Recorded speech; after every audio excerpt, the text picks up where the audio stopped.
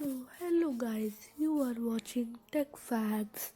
तो आपका स्वागत है इस चैनल के एक और नई वीडियो में। तो ये वीडियो भी बहुत इंटरेस्टिंग होने वाला है और ये कुछ ना कुछ पिछले वीडियो से रिलेटेड होगा। तो इसे एंड तक ज़रूर देखना। चैनल पर नहीं तो प्लीज़ सब्सक्राइब कर लेना।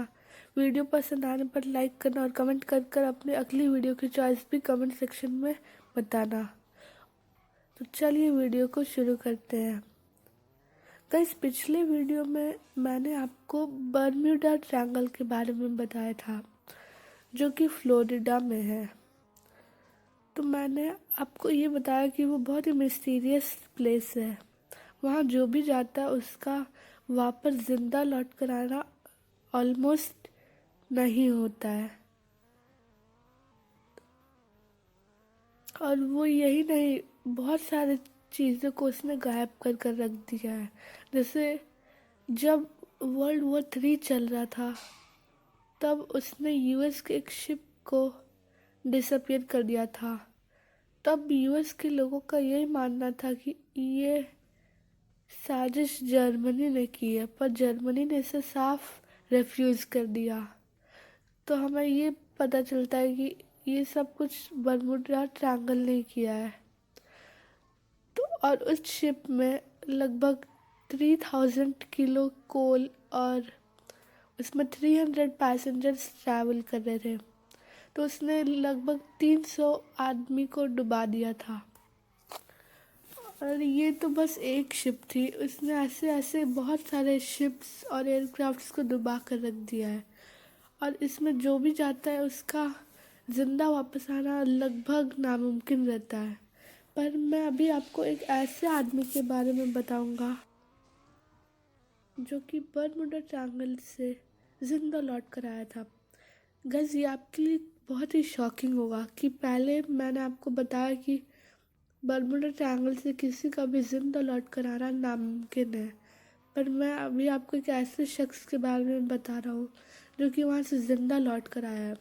पर गाइस, ये बिल्कुल सच है और ये काफ़ी अच्छी बात है, क्योंकि हमें ये जानना बहुत ही ज़रूरी है कि आखिर उस ट्रायंगल में है क्या, उसके अंदर है क्या, उसमें जाने से होता क्या है और उसके अंदर कैसा है।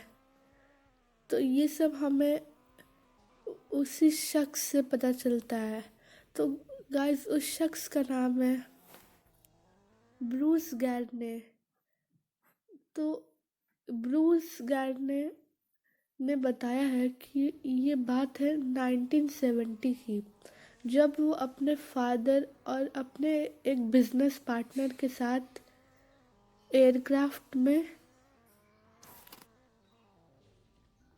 बहमास से मियामी बीच तक ट्रैवल कर रहे थे। तो जब उन्हें रास्ते में बर्मुडा ट्रायंगल मिला, हालांकि उन्हें पता नहीं था कि उनके रास्ते में बर्मुडा ट्रायंगल भी आएगा।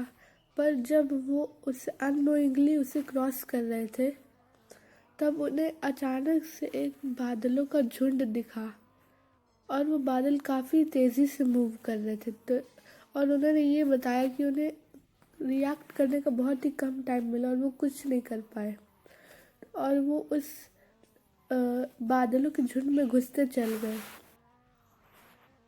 और अंदर काफ़ी बिजली कड़क रही थी और काफ़ी लाइटनिंग हो रही थी। तो उन्हें कुछ भी पता नहीं चल रहा था और उनके सारे कंपास काम नहीं कर रहे थे, तो उन्हें डायरेक्शन का भी कोई अंदाज़ा नहीं लग रहा था। और वो उस टनल में चलते ही चल गए और उन्हें कुछ नहीं पता चल रहा था।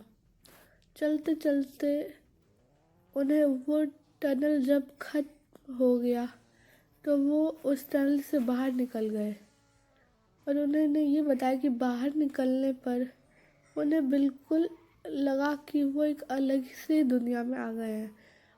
और उन्हें तो लगा था कि वो अपन आसमान में वापस आ गए, पर वो जहाँ पर आए थे वो काफ़ी फॉगी था, मतलब पूरा धुआं धुआं था, पूरा बादलों से भरा हुआ था और वहाँ कुछ पता नहीं चल रहा था कहाँ आसमान है और कहाँ पानी।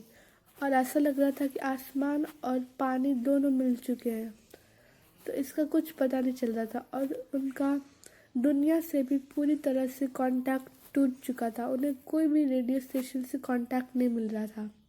पर उनकी लक बहुत ही अच्छी थी कि अचानक उन्हें एक रेडियो स्टेशन से कांटेक्ट हुई और उन्होंने उनसे पूछा कि आप बताइए हम कहाँ जाए तो हम सेफली आ सके।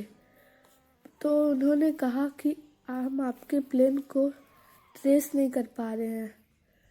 तो इससे ग्रूस को काफ़ी ही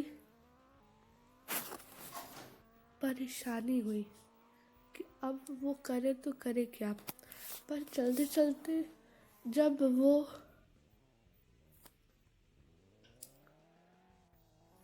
फॉग ख़त्म हो गया तब उन्हें रेडियो स्टेशन से पता चला कि वो उनके प्लेन को ट्रेस कर पा रहे हैं। फिर उन्होंने उन्हें डायरेक्शन बताया और वो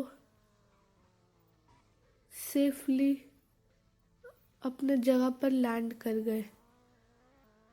जब और हैरानी की बात यह है कि जब वह उस टनल से निकल रहे थे तो वो बहुत ही ज़्यादा स्पीड से ट्रैवल कर रहे थे। अगर हम एग्ज़ाम्पल लें कि अगर 1 घंटे में किसी को 1000 किलोमीटर्स कवर करना है तो वो 1 घंटे में 2000 किलोमीटर्स कवर कर रहे थे। तो ये काफ़ी ही मल्टीपल स्पीड है।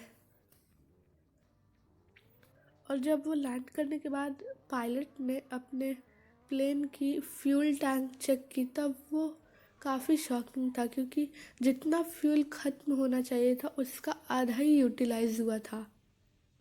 तो ये बहुत ही ज़्यादा शॉकिंग था उन सब के लिए। जब जब ये बात उन्होंने साइंटिस्ट्स को बताई तो उनका ये मानना था कि वहाँ पर मैग्नेटिक फील्ड बन रही थी जिससे उनकी स्पीड काफ़ी बढ़ गई थी। और कुछ साइंटिस्ट की तो ये भी थ्योरी आई